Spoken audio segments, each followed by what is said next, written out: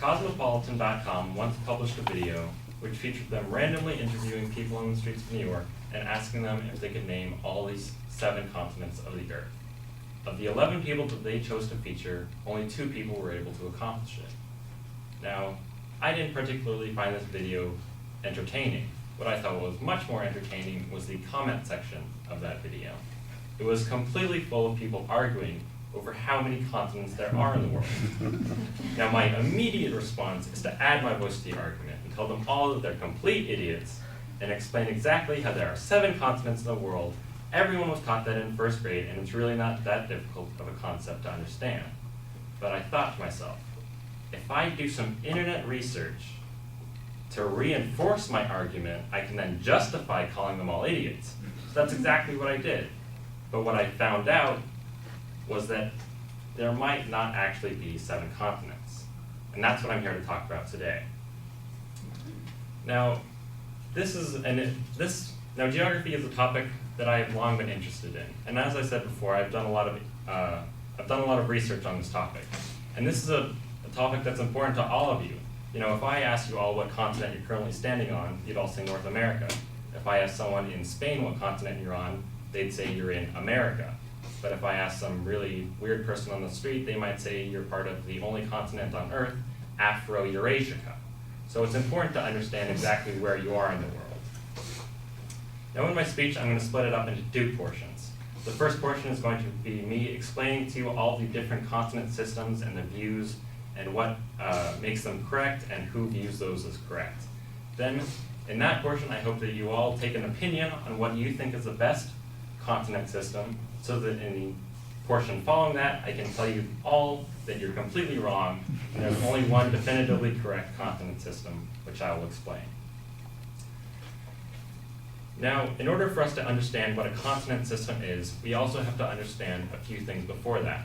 A continent is basically, to paraphrase the dictionary, a large landmass defined by ocean or water borders. We also need to understand what a continent system is. A continent system is essentially a system of continents. Now, there are many different systems of continents, but the main thing that the main difference between them is the number of continents. They range from the 7 continent system, to the 6, the 5, 4, 3, 2, the 1. There are many different continent systems, and we'll go over all those today. Let's start with the 7 continent system, the one we all know and love. There's North America, South America, Europe, Asia, Africa, Australia, and Antarctica, the one everybody forgets. This is mainly used in the English-speaking world as well as China and many other places.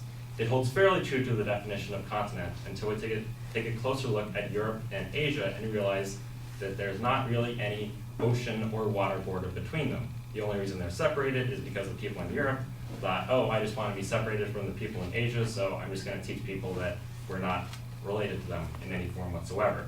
So, realize that, and you have the 6 continent system, with Eurasia, the hilariously large continent right there in the middle. But this isn't the only 6 continent system. In the Spanish-speaking world, there's also the American 6 continent system, which realizes that when Columbus came to America, he named the entire large North America and South America as America. So there's only one America, no North and South.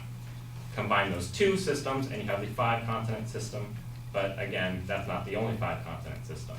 In Chile, Puerto Rico, and other countries, they don't consider Antarctica to be a continent for whatever reason. Now, this is supported by the use of that system in the Olympics. 5 rings for 5 inhabited countries. It makes sense for the Olympics, not exactly for Argentina and Puerto Rico, especially because, Chile and Puerto Rico, especially because Chile has a claim in Antarctica, so they have a claim in a piece of land that's not a continent. It's really weird. Now, there are other views as well, such as the 4-continent system, which realizes that because we disregard the Panama Canal, which separates North America and South America, we also need to disregard the Suez Canal, which separates Africa from the now Eurasia, and you create the hilariously large, again, Afro-Eurasia. As long as we're in the business of dismissing bodies of water as being too thin to separate continents, you might as well realize that the Bering Strait is only 55 miles wide, which separates northern Russia from the tip of Alaska. And a bridge isn't completely out of the question, so you might as well combine those two as well. Make Afro-Eurasica, as I said before, and at that point you might as well just pull a Pluto on Australia and say that it's relatively too small to be considered a continent. Now, those are all the continent systems. As long as you now have a formed opinion of which continent system is the best, now I'm going to tell you why there's only one correct system. The only correct system to viewing the continents is to not have a system at all. I mean, really think about it. What's the use of a continent? Sure, they're great at relatively defining the general place of a country or location. But if I asked you all where Kazakhstan was, you should all know it's in Asia. But when you say it's in Asia, you're saying it could be anywhere within these 17 million square miles of the largest continent on Earth. It could be on the Atlantic, it could be in the Arctic Circle, it could be underneath India, it could essentially be in Europe. So there's a large area it could be. If you didn't know that there was a continent called Asia, you could just say it's beneath Russia and above Uzbekistan, but that just requires a general knowledge of the countries of the world and the world map. The best way to tell me where Kazakhstan is would be to say that it is at 48 degrees north, 68 degrees east. That is the latitude-longitude definition of the center of Kazakhstan. Now, the latitude-longitude system is far underused and far superior to any other system. It is precise, it's easy to use, but essentially no one uses it for whatever reason. Now, the latitude-longitude system is really quite good because, as I said before, all of the different countries have different continental views. So when you say it's in America, we here in America know that you're talking about the country America, but the Spanish-speaking world, if you ask someone from Brazil, if you ask someone from Brazil where America is, they would say, yes, I'm American as well. I live in Brazil, which is part of America, the continent. The latitude-longitude system transcends language. Numbers translate into numbers in other languages, so 4868 is the same in any language. Now, continents are great. They're great for teaching little kids that there are, in fact, other people in the world besides just them. But after that, they sort of lose their usefulness. So what we need to do is to just realize that we need to overcome the oversimplification and excessive division of us as a race and a species and realize that we are one planet we are one species on one planet, of course, with one latitude-longitude system. Thank you.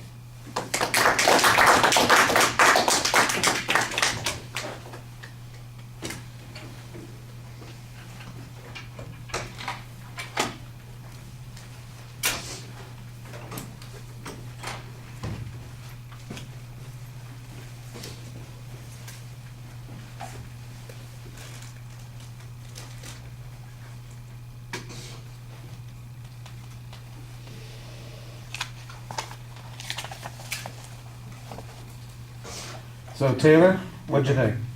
I thought it was great. I think that you would be a great geography teacher. I liked how in the beginning you thought one way and you wanted to call everyone idiots, but then at the end you came to a different understanding. And then your points and everything, you had a plan and everything was well organized. And I think that you didn't even need to be holding your note cards at all because you didn't look down at them one time. And so your eye contact was really good and you really connected with the audience and you didn't need the, whatever it's called. You didn't need that either, but other than that, it was really good.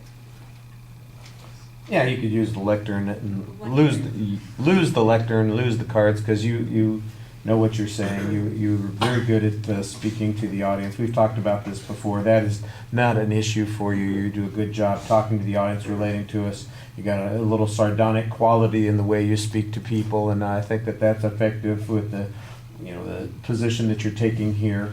especially. I understand that it irritated you. I'm not exactly sure why the rest of the world should worry about the continent system that you're talking about, whether or not the latitude-longitude system is better. I think you need to justify it a little bit more, and I think that your knowledge of the subject is great, but you need to make it something that the rest of us could care about and see as being important. You've got a lot of hypothetical examples of people who might be in one part of the world and they describe themselves as being, Americans or Europeans or something like that, and that how that might be a misrepresentation, or it might create some difficulty in visualizing what's going on. I need a demonstration of that. I need to know why that's something that we should even worry about or think about. I think you explained the subject well. You did a good job kind of debunking the different continent systems. The practicality of the latitude-longitude system, of course, is the same limitation that you have.